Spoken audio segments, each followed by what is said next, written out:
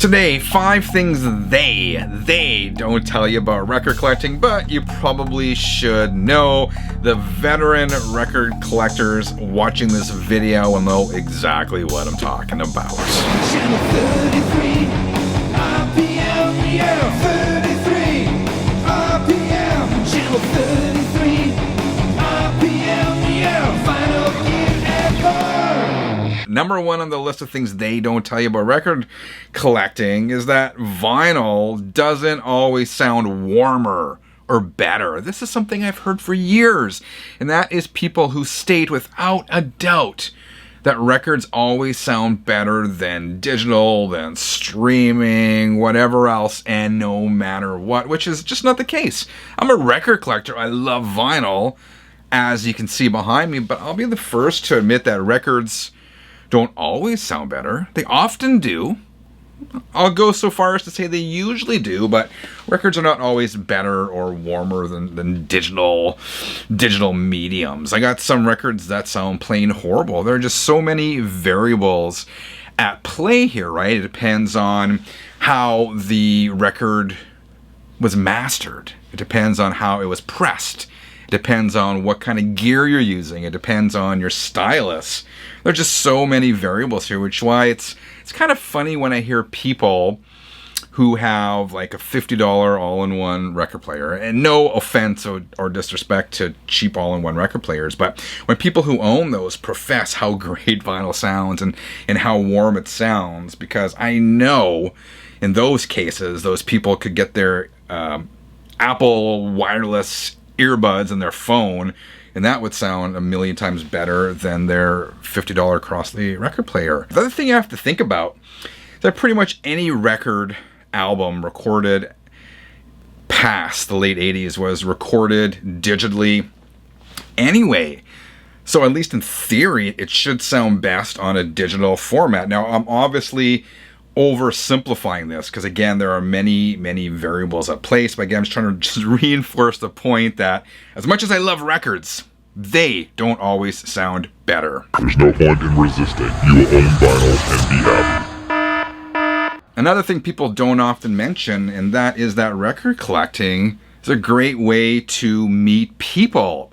It is, if you let it be, a very social activity. And let me explain. If you put yourself out there and you go to record stores, record fairs, flea markets, and start digging through records, inevitably you are going to strike up conversations with other record collectors, with a store owner, and if you keep going often enough, you're going to run into the same people. I can't tell you how many friends I have met even just doing these videos. And I've met people, either virtual friends through YouTube and doing these, or through Facebook or social media or whatever. And some of those friendships have translated into real world friendships.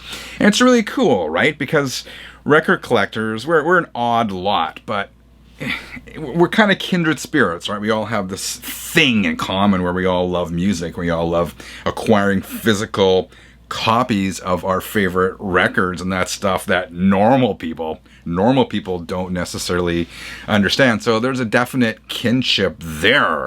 Channel 33, RPM. Another thing they don't tell you about record collecting and this whole hobby or this lifestyle or whatever you want to call it is that, let's be honest, it can really be a pain, right? It's so much simpler to just pick up your phone and stream Spotify. It's so much simpler, but is it as satisfying? No, not necessarily. I prefer records. I like the ritual. I like that whole thing, but yeah, it definitely can be a pain, right? It's not just a matter of buying some records and a cheap record player and you're good to go. Yeah, that's a good way to start, but eventually to keep those records clean, you're going to want a record cleaning brush and record cleaning fluid, and eventually you can get tired of the static on the records, so you're going to buy anti-static inner sleeves, and you're going to buy outer sleeves for your records, right? Oh, that's a pain. It's not nearly as easy as just streaming music, but that ritual of it, that ritual is something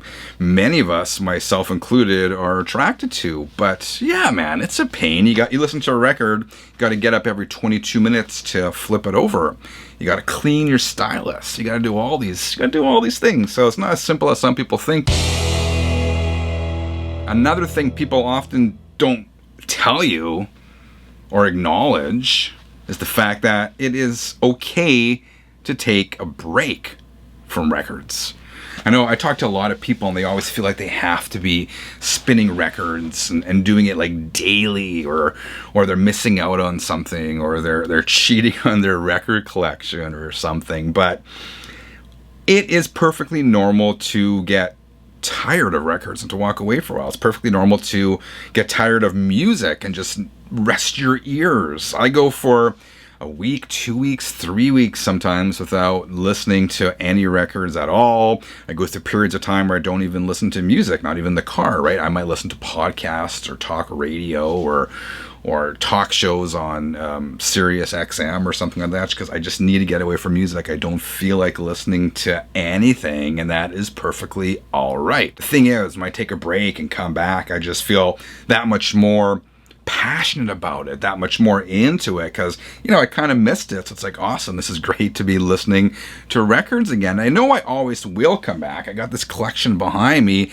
and it's never going to collect dust. I'm always gonna come back to it, but I'm also okay with taking a break from all that when necessary, and that is something I don't think we talk about often enough. I have to admit that record collecting is also a bit of a rabbit hole. I talked about that a little earlier in this video where I talk about, okay, first you might buy a record, and then you're going to buy products to clean that record, and then sleeves. I mean, all of this is a rabbit hole, right? You buy a couple records from your favorite artist. Then when you're in the store looking through records by that artist, you spot something else you want. You're always chasing new albums. You're always chasing new gear. You're always trying to improve your music listening experience. I've said this before, record collecting and this whole music thing is there is no destination. This is a journey, right? It's a journey that never ends. So while it's a rabbit hole, that is not necessarily a bad thing. Now, like one more honorable mention I'm just gonna say here, and this is, the topic of this video is things they don't tell you about record collecting. This one's probably common knowledge, but I will mention it just for people who may not be aware. But record collecting can be expensive. The price of new vinyl, new records is expensive. Price of used records is slowly creeping up there as well. It's an investment. You're gonna spend a bit of money. I mean, the other thing though it's important to remember is that this is in some ways the worst time to get into record collecting because of rising prices, but in other respects it's also one of the best times to get into record collecting, and that is because there is a gluttony of really good affordable gear out there, unlike we have seen for decades. So people getting into this, you're gonna hear from people say this is really expensive, and yes, records are very expensive, but there are other aspects of this whole hobby that are reasonably priced, so do not let that discourage you. Record collecting remains a lot of fun. Alright, 33ers, what else would outsiders and newbies be surprised to learn about record collecting? What are other things they don't tell you about record collecting? I'd love to know. Let me know in the comments below. Thank you for watching. I'll see you again real soon. Till then, keep on spinning.